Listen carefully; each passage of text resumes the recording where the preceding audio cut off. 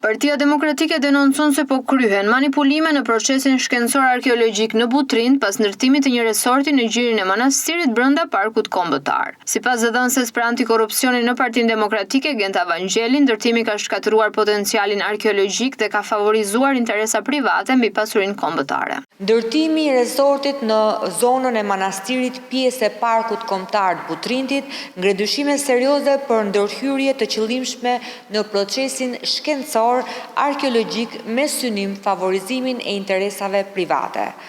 Ndërtimi i këtij resorti transformoi përgjithmonë gjirin e manastirit, që ndan detin jon me liçenin e Butrindit dhe nga ana tjetër shkatërroi potencialin arkeologjik të zonës, përfshirë një zbulim të rëndësishëm të vitit 2010. Për të referuar një investigimi të bërë nga Qendra Amfora, tregon se raporti hartuar nga arkeologja Iris Pojani nuk përfshinte zbulimin e vitit 2010, një strukturë rrethore dyshuar si pjesë e sistemit mbrojtës të periudhës antikitetit të vonë. Punimet në terren vazhduan pa monitorim arkeologjik dhe autoritetet e kulturës nuk garantuan transparencë. Sipas të dhënave të bëra publike nga investigimi i Qendrës Amfora, kompania zhvilluese me statusin e investitorit strategjik nuk respektoi monitorimin arkeologjik, gjithashtu u gjetën shkelje sipas një vlerësimi të UNESCO-s. Ndërsa autoritetet e kulturës censuruan dokumentet dhe dëruan disa herë alibi. Manipulimi i trashëgimisë kulturore për interesa klienteliste dhe ekonomike përbën një nga format më të rënda të abuzimit me pasuritë kombëtare.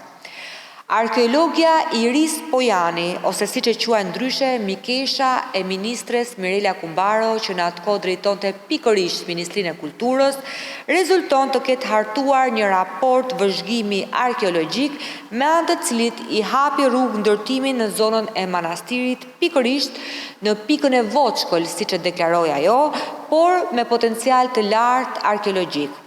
Sipas investigimit, ky raport nuk përfshin një zbulim të rëndësishëm të vitit 2010, nuk janë rekomanduar sondazhe arkeologjike për punimet nëntoksore, punimet në terren kanë vijuar pa monitorim arkeologjik. Prandaj, Partia Demokratike kërkon hetim në mënyrë të plotë dhe të pavarur të këtij rasti, të verifikohet integriteti i raportit arkeologjik dhe procedurat e ndjekura, të vendoset përgjegjësi për çdo shkelje ligjore dhe profesionale, të garantohet mbrojtja reale e pasurive kombëtare dhe kulturore, si dhe transparencë e plotë për publikun. PD kërkon hetim të plotë dhe të pavarur, verifikimin e integritetit të raportit, si dhe vendosjen e përgjegjësive për çdo shkelje ligjore apo profesionale. Trashëgimia kulturore nuk mund trajtohet si mall për të negociuar dhe koha për përgjegjësi është pikërisht tani.